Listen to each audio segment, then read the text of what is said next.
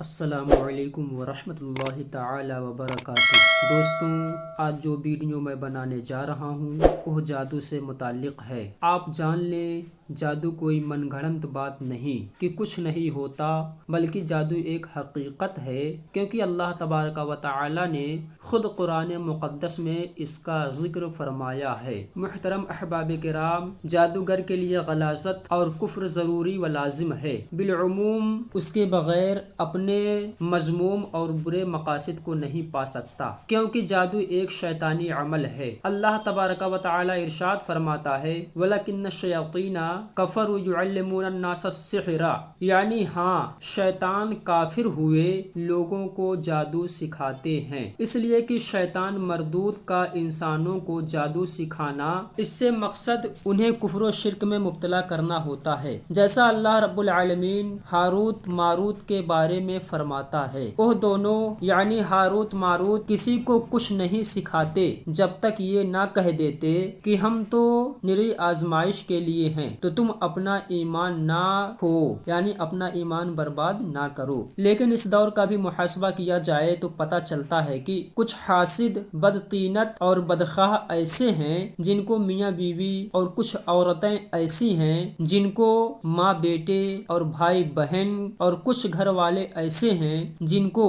بہو بیٹے اور بھائی بھابھی کے درمیان محبت راس نہیں آتی، اور وہ بغض کی آگ میں جل کر ایسے ایسے ساحر اور جادو کرنے والے سے ملتے ہیں جو ان کے گھر کو، جو مثل جنت ہوا کرتا تھا، تباہ و برباد کر کے مثل جہنم بنا دیا کرتے ہیں۔ تو آئے روز یہ مسئلہ بھی سننے میں آتا ہے کہ بہت سے لوگ یہ کہتے نظر آتے ہیں، میرے یہاں کوئی اولاد نہیں ہو رہی ہے، فلاں نے جادو کے ذریعے کوکھ باندھ دی ہے اور پیدائش اولاد کی بندش کر دی ہے، اور بیچارے اولاد جیسی عظیم نعمت سے محروم رہتے ہیں۔ تو ایسے لوگوں کو چاہیے کہ کسی متقی، پرہیزگار اور باشرع عامل سے رابطہ کریں، کیونکہ اللہ تبارک و تعالی کے کلام کے سامنے دنیا کے بڑے سے بڑے جادو ریت کی دیوار ثابت ہوتے ہیں، اور جن لوگوں پر جادو کا اثر ہو ان کے لیے کچھ وظائف ہیں جن پر عمل کرنے سے انشاءاللہ یقیناً فائدہ ہوگا۔ جس پر جادو کیا گیا ہو وہ اس دعا کو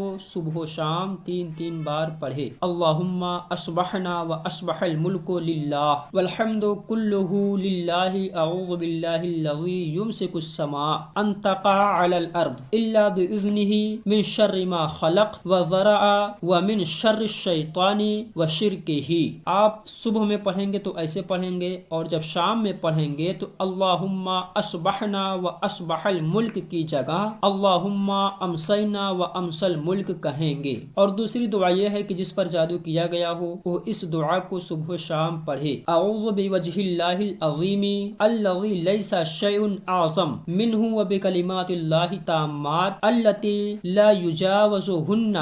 بر ولا فاجر و باسماء اللہ الحسنی کلہا ما علمت منہا وما لم اعلم من شر ما خلق وبرأ وزرع۔ حضرت کعب احبار رضی اللہ تعالی عنہ فرماتے ہیں کہ اگر میں یہ دعا نہ پڑھتا تو یہود مجھے جادو کے زور سے گدھا بنا دیتے۔ تو پتہ چلا اس دعا سے انسان جادو کرنے والے کے جادو اور ساحر کے سحر سے محفوظ رہتا ہے، یعنی اس پر جادو اور سحر کا اثر نہیں ہوتا ہے۔ اور جادو کے ذریعے جس کے پیدائش اولاد کی بندش کر دی گئی ہو اس کو چاہیے کہ وہ اپنے لمبائی کے برابر کچا دھاگا لے 7 عدد، اور اس میں 7 گرہ لگائے، اور ہر گرہ پر 7 مرتبہ سورہ مزمل پڑھ کر دم کرے اور کمر میں باندھ لے۔ اور دوسرا طریقہ یہ ہے کہ سب سے پہلے نماز کی پابندی کرے، اور ہر نماز کے بعد آیت الکرسی پڑھے، اور وظائف زیادہ سے زیادہ پڑھے، اور شروع آخر میں درود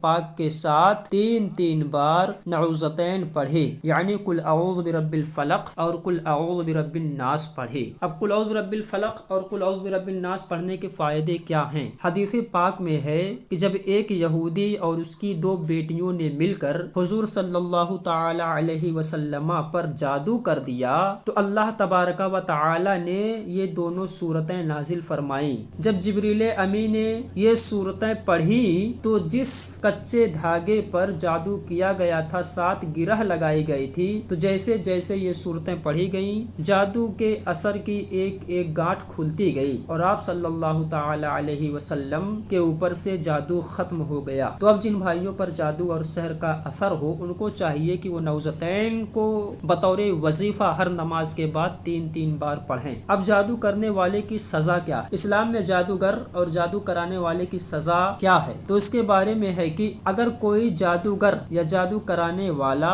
اعتراف جرم کرے کہ اس نے جادو کے ذریعے کسی کو نقصان پہنچایا ہے تو عدالت اس کے جرم کے نوعیت کے مطابق اس کو سزا دے۔ اور سنن ترمذی حدیث نمبر 31465 پر ہے، حضرت جندب رضی اللہ تعالی عنہ روایت کرتے ہیں کہ رسول اللہ صلی اللہ تعالی علیہ وسلم نے فرمایا حد الساحر ضربۃ بالسیف، یعنی جادوگر کی سزا تلوار سے اس کی گردن مار دینا ہے۔ اور سنن ابو داؤد حدیث نمبر 3043 پر ہے، حضرت عمر رضی اللہ تعالی عنہ نے اپنے دور خلافت میں اپنے گورنروں کو یہ حکم نامہ لکھا تھا کہ ہر جادوگر مرد و عورت کو قتل کر دو۔ یعنی اسلام میں سزا یہ ہے کہ جادوگر اور ساحر یعنی جو جادو کرتے ہیں اور سحر کرتے ہیں ان کی گردن تلوار سے مار دی جائے اور حضرت عمر فاروق رضی اللہ تعالی عنہ کے مطابق انہیں قتل کر دیا جائے، یا جادو کروانے والا دنیا کی سزا سے بچ بھی جائے، کیونکہ ہندوستان اور دیگر ممالک میں یہ قوانین نافذ نہیں ہیں۔ تو اگر جادو کرنے والا یا کروانے والا دنیا کی سزا سے بچ بھی جائے تو اللہ تبارک و تعالی کے یہاں اس جرم کی شدید سزا ہے۔ ایسے لوگوں کے لیے دنیا و آخرت میں سوائے خسارے کے کچھ حاصل نہیں بلکہ ان کا ٹھکانہ جہنم ہوگا، جیسا کہ حضرت ابو موسیٰ رضی اللہ تعالی عنہ بیان کرتے ہیں نبی اکرم صلی اللہ تعالی علیہ وسلم نے فرمایا 3 شخص جنت میں داخل نہ ہوں گے، ان میں پہلا شخص عادی شرابی ہوگا اور دوسرا شخص قطع صلہ رحمی کرنے والا اور تیسرا جادوگر یعنی جادو کی تصدیق کرنے والا کہ وہ جادو کرتا ہے۔ تو حضرات محترم، جادوگر یا جادو کروانے والے ان لوگوں کا ٹھکانہ جہنم ہوگا۔ اللہ تبارک و تعالی کی بارگاہ میں دعا ہے اللہ تبارک و تعالی ہمیں جادو اور سحر سے محفوظ رکھے۔ السلام علیکم ورحمۃ اللہ تعالی وبرکاتہ۔